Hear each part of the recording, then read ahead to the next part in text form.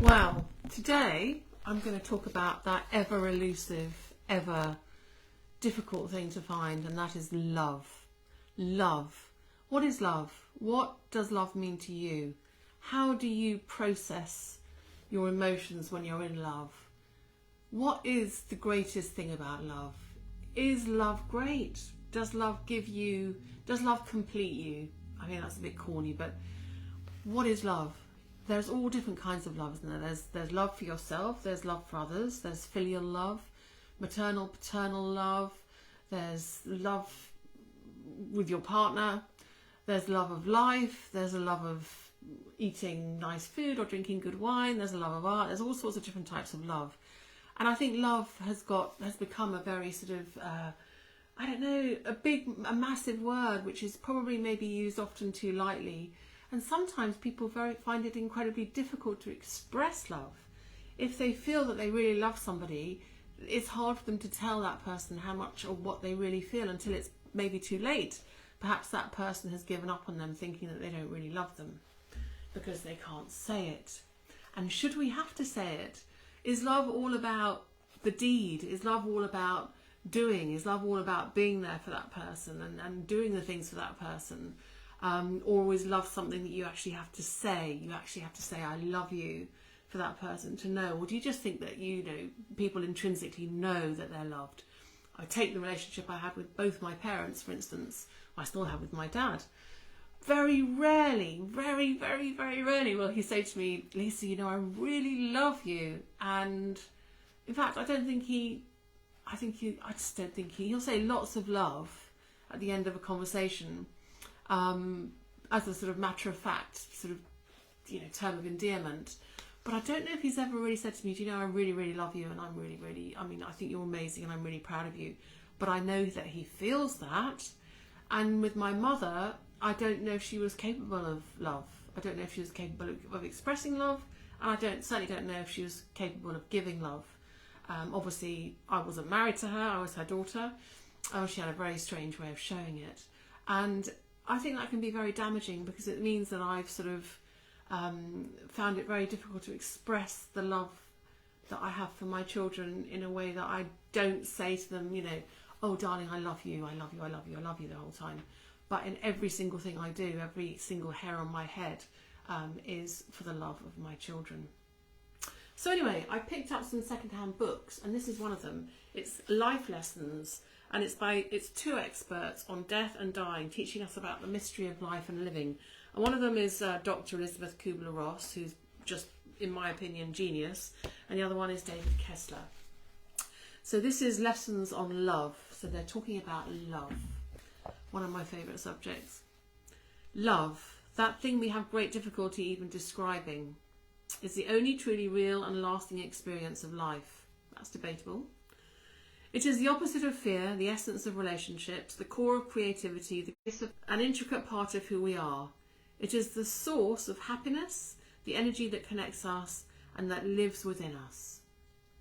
Love has nothing to do with knowledge, education or power. It is beyond behaviour. And that's an interesting concept. It is also the only gift in life that is not lost. Ultimately, it is the only thing we can really give.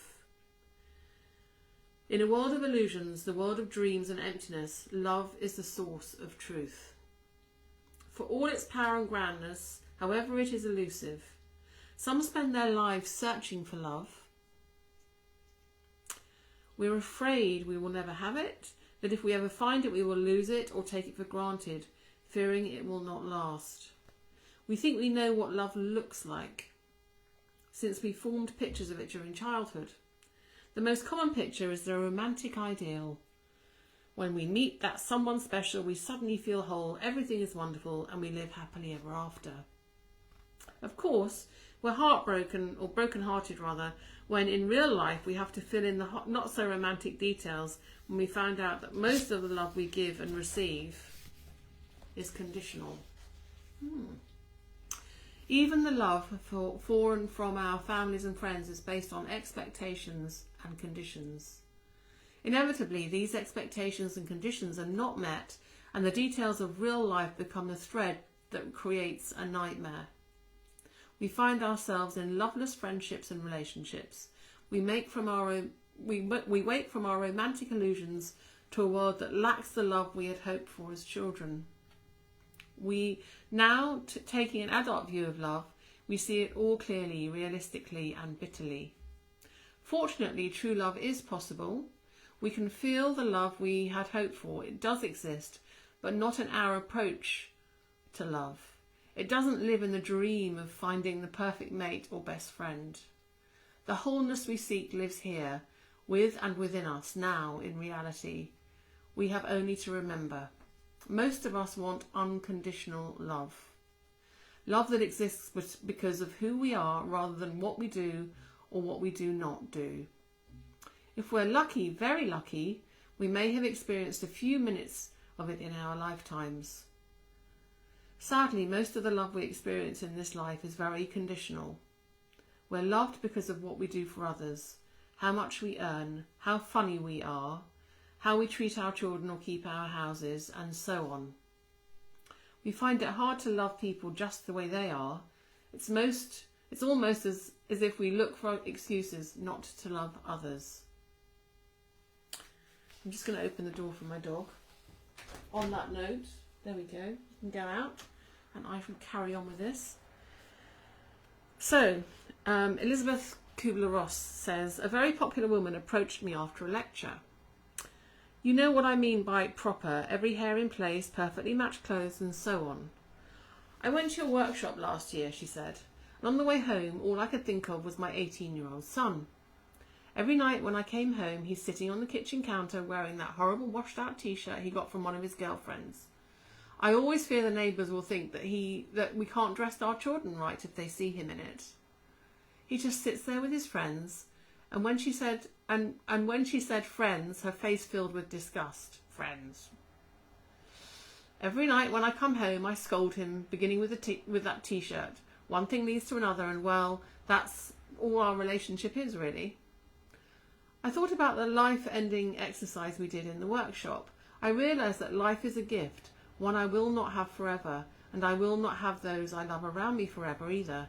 I really looked at the what-ifs. What if I died tomorrow? How would I feel about my life? I realised I was okay with my life, even though my relationship with my son wasn't perfect. Then I thought, what if my son died tomorrow? How would I feel about the life I had given him? I realised I would experience enormous loss and deep conflict about our relationship. As I played out the horrible scenario in my mind, I thought about his funeral. I wouldn't want to bury him in a suit. He wasn't a suit kind of kid. I would want to bury him in that damn t-shirt. He loved it so much. That's how I would honour him and his life. Then I realised in death I would give him the gift of loving him for who he is and what he likes. But I was unwilling to give that gift to him in life. I suddenly understood this t-shirt has enormous meaning for him. For whatever reason, it is his favourite. That night when I came home, I told him it was okay to wear that t-shirt. It's all he wanted. I told him I loved him just the way he was. It felt so good to have let go of the expectations, to try to stop fixing him and just love him as he is. And now that I'm no longer trying to make him perfect, I find that he's lovable just the way he is. I'm going to shut that door now because it's getting chilly.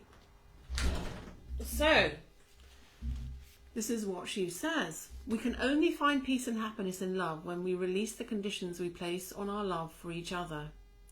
And we usually place the toughest conditions on those we love the most. We've been taught conditional love well. We have literally been conditioned, which makes this a difficult unlearning process. As human beings, it is not possible to find complete unconditional love with one another. But we can find more than just the minutes we usually get in a lifetime. One of the few places we do find unconditional love is from our children when they're very young. They don't care about our day, our money, our accomplishments. They just love us. We eventually teach them to put conditions on their love as we reward them for smiling, getting good grades, and being what we want them to be. That's quite sad, isn't it? But we can still learn a lot from the way children love us. If we loved our children just a little more unconditionally, for a little while longer, we might create a very different world that we live in. Conditions of love are weights on our relationships. When we release the conditions, we can find love in many ways we never thought possible. One of the greatest obstacles to giving unconditional love is our fear that the love may not be returned. We don't realise that the feeling we seek lies in the giving, not in the receiving. If we measure love received, we will never feel loved. Instead, we will feel shortchanged. Not because we really were, but because the act of measuring is not the act of love. When you feel unloved, it's not because you are not receiving love, it's because you are withholding love. When you argue with loved ones, you believe you're upset because of something that they did or didn't do. You're actually upset because you've closed your heart. You've withdrawn love, and the answer should never be withhold love until they shape up. What if they don't? What if they never do? Do you never again love your mother, your friend, your brother? But if you love them in spite of what they did, you will see changes. You will see all the power of the universe unleashed. You will see their hearts melt open. Well, there we go. I think that's really fascinating. And it's kind of true as well, because we do put so many conditions on love. We put conditions on love because we have expectations of what society or what we have been conditioned into believing that we should deserve or that we should have. I certainly know I'm so guilty of that. I mean, I wish I didn't have such high expectations of people around me in my life. I mean, that's being brutally honest, isn't it? I mean, I really do. And I have huge expectations in myself as well. And I'm always, always, always disappointed. And I think the reason I'm disappointed is because I've been conditioned to have these high, high expectations, which is really sad. But then I sort of think, well, I'm not going to put up with second best, or I'm not going to, why do I have to clear up after that person, or why do I have to do this or do that? Why is it always me remembering the milk? Why, if they really loved me, why wouldn't they remember to buy that pint of milk on the way home? Why wouldn't they decide to surprise me by picking a beautiful bunch of flowers from the garden? Why is it always me that puts flowers on the table for us? It's like I'm always kind of, in a way, I suppose, I've been sort of conditioned into thinking about things critically, and it's not a good thing. It's not a good thing. Because although I have a very lovely life, my life isn't shared with anybody. And it has been all of my life pretty much. I mean, this is the only kind of time where I haven't had somebody in my life this last couple of years. But to be honest, there's been so much going on and it's been fantastic.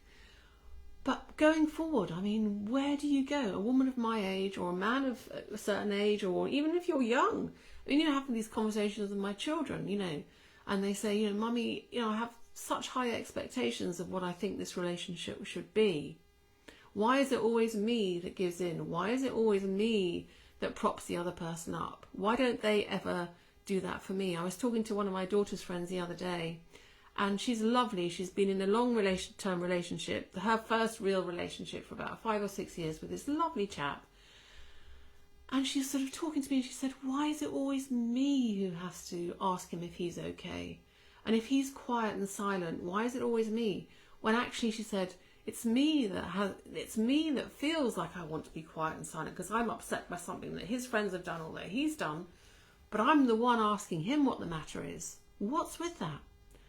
And it's really, I don't know whether that's a female thing. I don't know whether that's a 21st century thing where you're a little bit paranoid about losing that other person and constantly having to feel that you have to be there for them, to be their strong rod that holds them up, because if you're not, they're going to crumble, or they're not going to see you in certain kind of light, and then they're going to disappear and you won't have a boyfriend or a girlfriend or whatever it is in your life anymore because you didn't do what they wanted. And I said to her, you know what? I said, in this case, he's in the wrong and his friends are in the wrong, in my opinion. And I think if, you know, she's only quite young, and I said to her, it's taken me almost 6 decades to get to have this kind of like, see this kind of thing, you know, from my life experience. But you've got to talk to him. You've got to tell him how you feel, not just pander to his needs, because that is not a proper adult relationship. That is somebody who, you know, who's not going to learn about how you really feel and what you really want from that relationship. And I think it's very important going forward, if you want to be with each other, that he has a very clear picture and that you're very open about things with him, about how you feel. And you're not his mother. You're not there to fix things for him. If you're in a proper adult relationship, it should be a two-way street. That's just my general opinion anyway. And I've always been the one, I suppose, in relationships, not in my later life, but when I was certainly younger with my ex-husband, and before that, little minor little boyfriends and what have you, where I've sort of felt like the one that's kind of been the glue that sort of sticks things together really and makes everything okay. And really that was to my own detriment, because, you know, who's going to be there for me? So I think this is really, I think what they were saying was really interesting, the way that we've been conditioned into thinking about love, and the way that we've been conditioned into believing that that really, you know, it's all about you give something to me and I'll give something back to you, because I don't think that's what true love is. I think true love is just about absolutely giving to that person and not feeling that you are, and not feeling that, you know, not feeling that it is a sorry, my dog's here, he's come to say hello. Not feeling that it is an absolute necessity that that person has to give something back to you in return for you giving them something.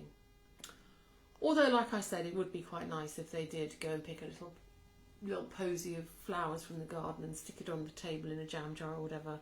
And it wasn't always one person that decided it was time to change the sheets or get the pint of milk, because it is a two-way street. So it's a very fine line, isn't it? Oh, this is my dog. He's come to say hello. Look, he's so sweet. Look, Clemmy, look, say hello to everybody, because you're live now. Look, there you go. See, he's like a little teddy bear. He's like a little teddy bear. And he's getting more and more cocky every day, and more bold, more and more courageous to do things, like come and say hello, and go outside in the middle of a live broadcast and come back in again. But he's a cutie. Now, talking about unconditional love, this is an animal that will give me complete unconditional love. And I will give him unconditional love. Yes, I might have a few more expectations than he does. I would expect him to use the bathroom outside. I would expect him not to chew my socks. I would expect him not to eat the furniture, legs or the chairs, or my favourite cashmere throw or whatever it is. But in return, he will give me so much joy and so much pleasure, and it's all unconditional, because he's an innocent. He doesn't understand, even though he's just a complete little innocent puppy. And I will give him all of my love, because certainly better than nothing, isn't it? He's so gorgeous and so sweet, and he's so warm, and he's so furry, and he's like a teddy bear. And I'm going to put him here, so he's out of the way for now. No, actually, you can sit on my lap. And then you still might be able to see him a little bit. But yes, no, I think it's really interesting. And I think Dr Kübler Ross, I mean, I think what she says is amazing and very, very appropriate, really. And in life, we all search for that big one, don't we? The big love, the big LOVE. But actually, it's all about loving yourself, isn't it? And just loving each day and each moment as it passes and as it comes. And really just being there, just being there in this most beautiful world, I suppose, that we live in, and appreciating that. And I know that the world is full of lots of horror, and there's an awful lot of horrendous stuff going on at the moment. But really, showing love in a compassionate way, in a kind way, and giving of yourself, that's what it's all about, without any expectation in return. So volunteering, helping out, doing all of that kind of thing. And little puppies too. Now let's have a look and see if I can see if anybody's got any comments here. Let's have a look. So Pat says, so sad about my mum. Yeah, my mum was. It was 2 years ago, so it had been coming, and it was definitely something which, well, we had about sort of 6 to 8 months, I suppose, of mum's final diagnosis of terminal cancer. So we did get ourselves organised, and it was really a blessing in disguise, I have to say, because it's really horrendous. I don't know if any of you have ever seen your loved one in a situation where they're pretty much unrecognisable. And I mean, she wasn't suffering. Everybody at the hospice and the hospitals were amazing. But it's just awful to watch, isn't it? Your loved one sort of disintegrate in front of your eyes and not become the person, or to become a completely different person to the person that you knew. I loved my mother. Talking about unconditional love, against all the odds, I did love her. I loved her from I was the mother to her, which was, yeah, I loved her for the fact that she had a very restricted toolbox and she didn't really know what to do with it, which is quite sad. But I wish things had been very different. Yeah, mothers are not always easy, are they? And they do shape us. So I've learnt an awful lot from my mum. Hopefully I'm not repeating the same things that she was. Right, so Pat says she loved her stepmothers despite of what they did. Well done, Pat. Joe says, beautiful insight. Yeah, it's really, yeah, tit for tat is not the answer. Absolutely right. Tit for tat is not the answer. And should we lower our expectations, or should we just have more conversations about what our expectations are? Maybe more dialogue, more conversations, and more kind of understanding and empathy with each other. In this day and age, we all have very hectic lives. Work is a real pressure, often exhausted when we get home. There might be families to look after, mouths to feed, bills to pay, stresses, other family commitments or friend commitments, other things going on in life, as well as just trying to pay the bills and keep everything together. So I can understand how people's relationships can break down under such horrendous pressure. Okay, and then Sally says, wonderful post. Gabrielle Bernstein has a wonderful book called Judging Detox that helps identify how we judge everything and how to release it. Helps with conditioned expectations and thoughts that we have. Yeah, it is. I mean, we have these conditioned expectations and the media doesn't do very much to help that, does it really? Rachel says, my take, love and relationships aren't the same thing. There are people that I love that I don't have relationships. There are people that I love that I don't have relationships with. There are relationships that I have with people I don't love. Unconditional love is possible. Healthy relationships are about give and take. I think that's absolutely right. And I'm just going to move over here to the side. And then Vanessa says, good morning from Louisiana. As always, you look lovely. Oh, thanks, Vanessa. Thank you, Vanessa. I'm looking a bit geeky with my hair back like this and the glasses. Anne says, we've got a lot to unlearn. Very wise words. Unlearning, that's the key, isn't it? Unlearning what we were told when we were younger. It's just like when I got my puppy and everything, and my other dog would only have been about, what would he have been, about 18 or 19 now? But everything I learned from that book has completely been rewritten now in the way that I'm now raising this puppy. So it's all gone completely different. It's not that stiff upper lip, crate them, keep them, lock them out, do this, do that. It's very much about make them part of you. Be warm, be loving, be there. And I think that's absolutely true. We have a lot to unlearn. Pat says, Henry Nouwen wrote many books about unconditional love. He's very inspirational. He certainly is. He certainly is. Joe says, yes, volunteering. I think volunteering is definitely the way to go. If you have a huge love void or you're looking for the love bug and you don't have it in your life, then I would definitely recommend volunteering and getting involved with your community. It's a fantastic way of feeling loved, giving back. And who knows, you might meet some really lovely people along the way as well. I certainly have. It's fantastic. Joe says, Stephanie says, Clemmy's growing and is so adorable. Yeah, he's really growing. He's turning into a naughty teenager. Joe says, such a wonderful sharing. Thank you. My pleasure, Joe. Kimberly says, I spent the night up with an old rescue Labrador and thought it was the end. This morning she's up and eating and laying in the sun. I didn't love my mother. We never bonded. I just felt relief for her and myself when she died. I'm with you. I felt a huge relief for myself, an absolute massive sense of relief when my mother died as well. And when I was at the hospice, I was there with my brother when she died, and the hospice nurse said to me, don't feel guilty. It's perfectly normal. She said, just because people are dying doesn't mean to say that they are very nice people. They get to see all sorts in those places, so it's true. Barbara Kessler says, looking great today. Thanks, Barbara. That's really kind of you. Well, I'm going to have to love you and leave you because I have a doctor's appointment, or, well, nurse's appointment to go and see about my leg, which I haven't really been talking about much, but yes, need to go and sort that out. So that's the next thing up on my agenda this afternoon. But I thought that was really fascinating. It's from this Life Lessons book, and Elisabeth Kübler Ross, yeah, Dr Kübler Ross, she's just, I think she's brilliant.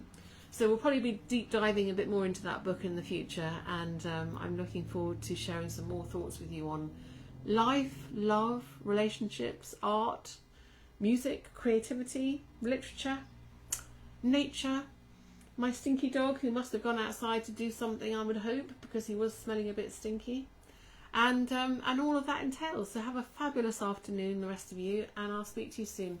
Much, much, much, much love. Yeah, Joe says thank you. My pleasure, Joe. Take care. Lots of love. Bye-bye.